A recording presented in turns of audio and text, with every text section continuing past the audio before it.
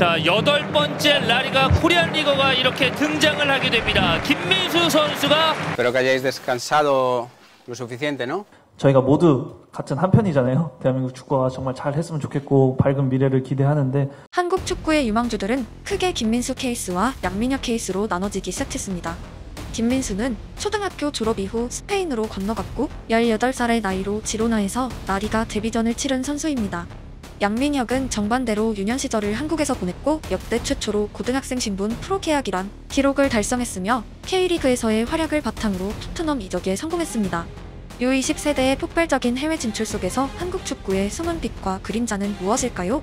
우선 어제 영상에서 이번 U20 아시안컵에 차출되지 못했던 해외파 선수들이 그저 그런 선수들 혹은 U17팀에 소집되지 못했기에 대표급이 아니란 의견이 보였습니다. 대표적인 선수가 지로나의 김민수이고 그는 U17 월드컵 당시 부상과 소속팀의 반대가 겹쳐 차출되지 못했습니다. 또한 당시까지 국내에선 김민수의 존재는 유니콘과 같았고 이름에 비해 경기력을 파악하긴 어려웠습니다. 해당 이유로 그의 능력이 대표급이 아니라고 말하기 어려운 이유는 지난해 챔피언스리그 진출에 성공한 지로나에서 부상자가 발생한 시점에 가장 먼저 콜업된 명단에 그가 포함되어 있었기 때문입니다. 우리는 그의 경기들을 볼 수 없었지만 지로나의 코칭 스태프는 당연히 김민수의 모든 것을 알고 있었고 챔스를 위해 경쟁하던 팀에서 호명당한 것은 경쟁 끝에 거둔 제법 큰 성취를 의미합니다. 유럽 프로팀에서의 성취를 배제하고 K리그에서 증명하란 기준이면 박지성, 손흥민은 해당 리그에서 뛰어본 적도 없기에 어폐가 있고 채널에서 종종 K리그 팀의 영상과 함께 응원을 부탁드리곤 했지만 라리가가 상위 리그임은 누구도 부정할 수 없습니다. 또한 일부 한국 해외파가 하부 리그에서 뛰고 있다는 이유로 역시 폄훼하는 반응이 있었지만 20세 이하 해외파 가운데 가장 하부 리그에 있는 선수는 독일 사부의 송찬혁이고 그는 직전까지 대구FC U18팀의 전국대회 우승을 이끈 초고교급 선수였습니다. 그들이 한국에서 따낸 트로피나 활약이 없었다면 애초에 유럽 진출은 불가능했고 또래 아이들과 한국에서 펼친 경쟁 끝에 획득한 유럽행 티켓입니다. 결국 이겼기에 다음 무대로 진출한 선수들이 유럽 하부 리그에 있다는 이유로 국내에 남은 선수들보다 무조건적으로 내려치기 당하고 그분들의 주장처럼 그런 선수들은 대표팀 근처에도 오지 못하게 한다면 토트넘 정도의 클럽이 부르지 않는 이상 아이들이 유럽에 도전할 동력을 잃게 됩니다. 또한 유럽으로 갔다고 무조건 돈 때문이라고 군면제가 걸리지 않은 대회엔 오지도 않는다는 매국론을 말하는 사람들이 있지만 전형적인 한국 축구계의 유언비어입니다. 대표적인 피해자가 손흥민이고 지금도 그의 영상에는 가끔 그가 차출에 응하지 않은 선수라는 가짜가 보입니다.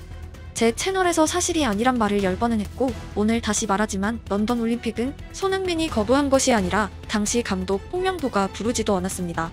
당시 감독은 손흥민과 지동원을 모니터했고 그들에게 실망했기에 박주영을 살펴보러 떠났습니다. 특별히 칭찬해줄 선수들이 없었다는 홍명보 감독은 최종 엔트리에 손흥민을 제외했습니다. 문제는 바로 다음 날부터 손흥민이 차출 거부했다는 가짜뉴스가 떠돌았고 유럽의 어린 나이에 가서 건방지다, 국대보다 소속팀 적응이 중요하면 올림픽에 나가는 선수들은 뭐가 되냐는 등 폭발적인 비난이 있었고 정작 손흥민 측은 협회에서 함부르크로 차출 공문을 보내지도 않았다고 밝혔습니다. 당시 손흥민은 비난을 듣는 상황 속에 춘천에서 조용히 프리시즌을 보내고 있었고 언론에서 10개의 차출 거부 기사와 1개의 부르지도 않았다라는 기사 속에서 자신의 목소리를 크게 내지 않았던 이유는 명확해 보입니다. 이제 유망주인 어린 선수가 협회가 자신을 부르지도 않았는데 억울하다고 소리칠 입장이 아니었기 때문입니다. 정확히 대표팀 감독과 협회는 손흥민의 차출 거부 가짜뉴스로 혜택을 본 유일한 대상이었고 그 대신 선택한 선수들에게 당위성을 줄 수 있었습니다. 말하기 조심스럽지만 당시 박주영의 입영 연기 관련 뉴스가 워낙에 뜨거웠던 상황에서 손흥민은 차출권으로 한마디 덧붙일 연배가 전혀 아니었습니다. 만약 손흥민이 이후 세계적인 선수가 되지 않았다면 누군가에게 그는 어린 나이에 유럽에 갔고 대표팀의 소집 명령에는 따르지도 않다가 사라진 선수가 되었을 것입니다. 정확히 2025년 대부분의 해외파들이 겪는 상황과 같습니다. 일부는 그들이 대표팀에 안 보이면 유럽에서 돈을 벌기 위해 오지도 않은 선수라 말하지만 차출되지 않았거나 소속팀의 반대로 무산된 선수들이 대부분입니다. 더욱이 유럽 하부리그 선수들은 딱히 많은 돈을 버는 것도 아니기에 무조건 돈 문제로 해석하는 것도 애초에 무리가 있습니다. 결국 국내파와 해외파라는 명칭 아래 미묘한 갈라치기와 한쪽을 향한 애국심 논쟁은 10년 전부터 존재했고 현재 진행형입니다. 그리고 오늘 같은 영상을 통해 해외파의 입장을 전달하면 곧바로 국내파는 못한 존재로 표현했다고 이해하는 이분법적인 의견도 상당하지만 식당에서 여기 맛있다고 말했다고 옆식당은 맛없다는 의미는 아닙니다. 초중고 시절의 경기력과 20대 이후의 차이는 버라이어티합니다. 또한 현재 K리그는 절대 뻥축구를 하는 무대가 아니고 일부 팀의 전술은 웬만한 유럽 하브리그보다 현대적입니다. 거기서 자라나는 아이들의 기량 또한 의심할 여지가 없고 특히 K리그가 낳은 스타 양민혁의 존재는 개인적으로 이청용 이후 가장 기대하는 직행 신화의 아이콘입니다. 오늘 영상은 이른 나이에 해외로 진출했다는 이유가 국내에 남은 아이들보다 부족하다는 근거가 될 수 없음을 말하고 싶었고 축구라는 큰 테두리에서 그들 모두가 각자의 선택과 환경에 따라 도전하고 있는 젊은이들임을 강조하고 싶었습니다.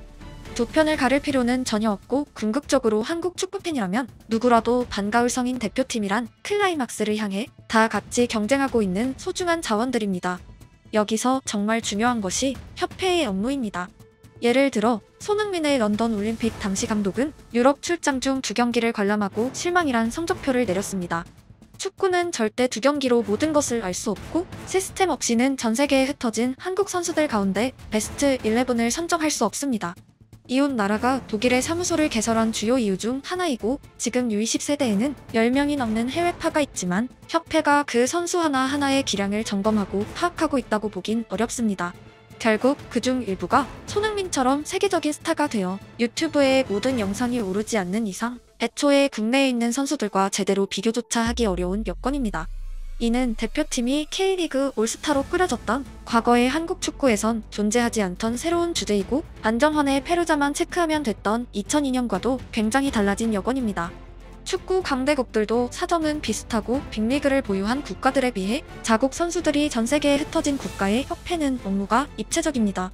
한국 축구도 완전히 변화의 시대를 맞았고 자국 유망주 상당수가 시차가 다른 곳에서 성장하고 있습니다. 협회의 업무 또한 20년 전과 아예 달라져야 하는 이유이고 월드컵을 앞두고 시즌을 중단하고 대표팀을 합숙시킨 히딩크 사례는 영원히 불가능해졌습니다. 만약 4강 진출을 다시 꿈꾼다면 그때와는 전혀 다른 로드맵과 전략이 필요하다는 의미입니다. 그냥 선수들이 알아서 성장하고 이름 보고 대충 뽑아서 대회에 참가시켜 4강에 가라고 명령한다면 협회라는 단체의 존재 이유가 없습니다. 재능으로는 절대 부족하지 않은 아프리카 국가들 가운데 여전히 월드컵 우승팀은 없고 강한 협회를 가진 국가들만이 독식하고 있습니다. 결국 월드컵을 꿈꾸는 국가들 중 어디도 대충 운영되는 곳은 없고 사활을 걸고 있는 나라들 가운데도 번번이 그룹 예선에서 떨어지는 케이스도 상당합니다. 잘했으면 좋겠다와 잘하게 만든다는 전혀 다른 접근 방식이고 축구팬의 한 명으로서 언제나 더 나은 축구를 응원하고 있습니다. 초반의 이야기로 다시 돌아가서 한국에서 충분한 경험을 쌓고 넘어가는 양민혁 케이스가 나올지 아예 어릴 때 가버린 김민수 케이스가 나올지도 한국 축구의 주요한 주제가 되었습니다. 전자에선 10대의 나이에 이미 성인들 경기를 다수 치른 경험이란 장점이 발생했고 후자에선 더 빠른 나이에 스페인 축구를 배우고 언어와 문화 적응에 유리했던 장점이 있습니다. 야구에서도 박찬호 케이스와 류현진 케이스가 아예 달랐듯 축구에서도 이제서야 등장한 주요한 이야기입니다. 물론 누구도 정답을 알 수 없고 개개인의 성격에 따른 차이도 분명하겠지만 분명한 것은 시스템을 만드는 기관에선 고민해야 할 주제가 분명합니다.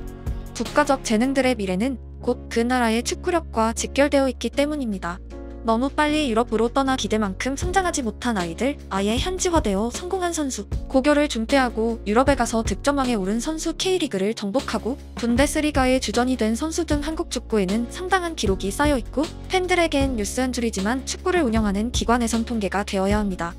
축구뿐 아니라 사회 전반에서 새싹들이 성장에 집중할 수 있는 환경을 기대하고 더욱 중요한 이야기는 조금의 차이가 있다는 이유로 편을 가르고 서로가 서로의 단점만을 주시하는 현상이 사라지길 바랍니다.